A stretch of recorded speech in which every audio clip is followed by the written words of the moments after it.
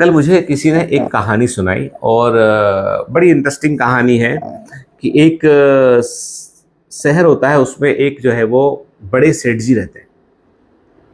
बहुत बड़े सेठ जी होते हैं, उनके पास खूब दौलत होती है, काफ़ी सारा नाम होता है उनका।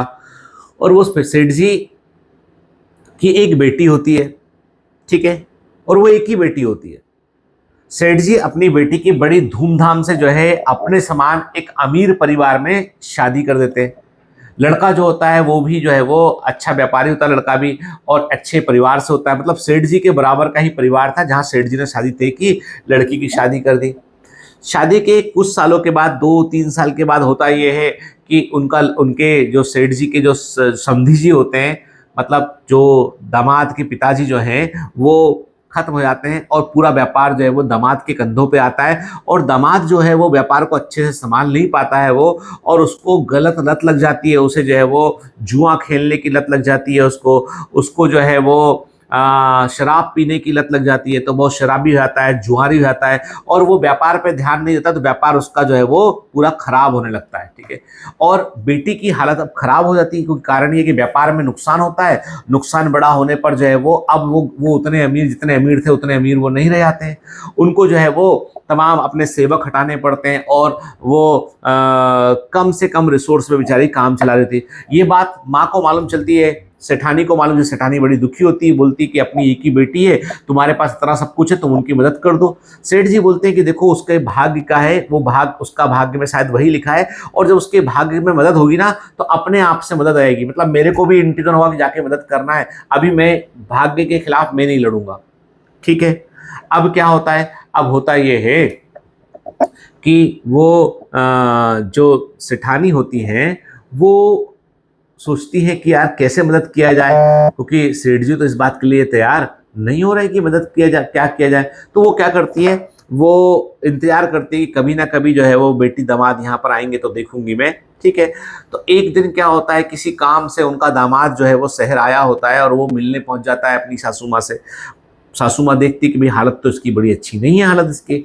तो वो बोलती है कि बेटा जो है कैसे हो, ठीक है, कर रहे हैं, संघर्ष से जीवन चलता रहेगा, है ना। तो मतलब वो बड़ा रूखे मिजाज का होता है, वो कुछ बोलता नहीं है। उसको गुस्से लग रहा होता है कि यार सब कुछ तो खो गया हमारा, इनकी बेटी मेरे घर पर है। तो वो, लेकिन सासू माँ का तो जो है वो दिल पसीज जाता है अपनी बेटी के लिए। तो वो क्या करती है, वो है ना 50-60 लड्डू तय बनवाती है, बढ़िया 4-5 किलो लड्डू बनाती है, 50-60 बूंदी के लड्डू बनवाती हैं। और उन लड्डू के अंदर सोने की एक अशरफी, सोने का एक एक सिक्का जो है उसके अंदर डाल देती है। मतलब कि 60 सोने के सिक्के मिल जाएंगे तो शायद से उनको कुछ हेल्प मिल जाए। वो डालकर लड्डुओं को, जो डालकर वो लड्डुओं को पूरा लड्डू बनवा देती है, ठीक है। और दामाद को जो है एक पैकेट दामाद को बढ़िया से पैकेट दे देती गिफ्ट में। बोलती कि, दामाद बोलता है क्या है माता जी, ये क्या है। बोलती कुछ नहीं, ये जो है वो बेटी के लिए मैंने लड्डू बनवाए हैं, तुम मेरी बेटी को लड्डू दे दो, उसे लड्डू बड़े पसंद है, तो उसकी पसंद के मैंने 50-60 लड्डू ये बनवाए हैं, ये मेरी बेटी को तो तुम जाके दे देना। तो वो कहता है ठीक है, दे दूंगा। तो वो बाकायदा पैक करा के जो है वो अपने दामाद को दे देती है। और उस, पता है आपको, हर एक लड्डू में एक सोने की अशरफी रखी हुई है, सोने का सिक्का रखा हुआ उसमें, ठीक है। अब दामाद जो है वो विदा लेते हैं, खाना वाना खाते हैं, विदा लेते हैं, और वो लड्डू लेके वो निकल जाते हैं। अब 5-1 किलो लड्डू होते हैं, दामाद के हाथ में रखे होते हैं। दामाद सोचता है कि यार ये लड्डू को अपनी बीवी को जाकर दूंगा, बीवी लड्डू खाएगी, कहीं इतने लड्डू खा के बीमार ना पड़ जाए। और जो है 5 किलो वजन है, ढोता हुआ जाना पड़ेगा, यहाँ लेके जाओ, वहाँ लेके जाओ, ठीक है। और खुशबू भी घी की इसमें से आ रही है, जो मुझे पसंद नहीं है ज़्यादा, ठीक है। तो वो सोचता है कि एक काम करता हूँ, ये लड्डू मैं किसी मिठाई की दुकान पर जाकर बेच देता हूँ, तो 4 पैसे भी मिल जाएंगे। अब उसको तो पता नहीं कि लड्डू के अंदर क्या है। वो जाता है दुकान पे, जाके बोलता है भैया ये 5 किलो बढ़िया ताजे बने लड्डू है बूंदी के, ये लड्डू। तो वो दुकानदार कहता है हाँ लड्डू तो बढ़िया है, खुशबू भी बढ़िया आ रही है। बोला कि ये मुझे बेचना है।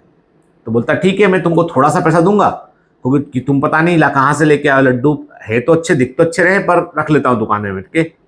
तो वो थोड़े से पैसे देता है उसको, मतलब लड्डू की एक्चुअल कीमत से भी, मतलब एक्चुअल में जो लड्डू मिलते हैं उससे उससे भी आधे पैसे देता है वो, ठीक है। दामाद को पैसे मिल जाते हैं, वो अपना लड्डू वहां छोड़ के निकल जाता है। अब सेठ जी किसी काम से बाहर गए थे, सेठ जी लौट रहे होते हैं। सेठ जी लौटते हुए सोचते हैं कि क्यों ना मैं सेठानी के लिए लड्डू खरीद लूं। तो वो जाते हैं उसी दुकान पर, संयोग से वो उसी दुकान पर पहुंचते हैं, और जाके बोलते हैं कि भैया कि वो लड्डू चाहिए। तो बोलता है सेठ जी ये ताजे बने लड्डू, अभी 5 किलो का पूरा पैकेट है। बोला हाँ ये पैकेट निकाल दो। अब वो दुकानदार तो सोचता है कि यार मैंने आधे पैसे मिले, जल्दी से जितना जल्दी इनको निकाल दूंगा उतना प्रॉफिट कमा लूंगा। दुकानदार वही 5 किलो लड्डू जो है उनको देता है, पैसे ले लेता है उनसे, सेठ जी लड्डू लेके अपने घर पहुंच जाते हैं। जब सेठ जी अपने घर पहुंचते, सेठानी बड़ी खुश कि भैया सेठ जी आए। सेठ जी बोलते देखो आज देखो जो है मैं तुम्हारे लिए उपहार लेकर आया हूँ। आज मैं बाहर गया था, कुछ अपना मामला था कोर्ट में, तो वो मामला सुलझ गया है, तो मैं सोचा चलो तुम्हारे लिए मुंह मीठा कराने लड्डू लेके आऊँ। तो सेठानी बोलती कि हाँ कहाँ है लड्डू, तो वो लड्डू ला के देता है। सेठानी अपने किचन में लेके जाती है, लड्डू को खोलती है, सेठानी दंग रह जाती है कि ये लड्डू तो वही है जो दामाद को दिए थे, सारे के सारे लड्डू वैसे के वैसे आ गए, पैकेट भी वही है, पैक भी वही है। अब वो रोने लगती है। सेठ जी बोलते हैं कि लड्डू देख के तुम रो क्यों रही हो।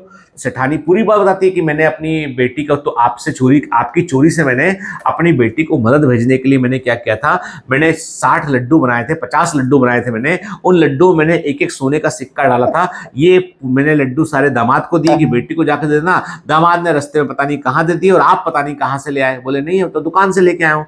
तो फिर सेठ जी बोलते देखो देखो भाग्यवान, ये सोने की अशर्फी सिर्फ तुम्हारी किस्मत की है, ये सोने के सिक्के सिर्फ तुम्हारी किस्मत के हैं, मेरी किस्मत के हैं।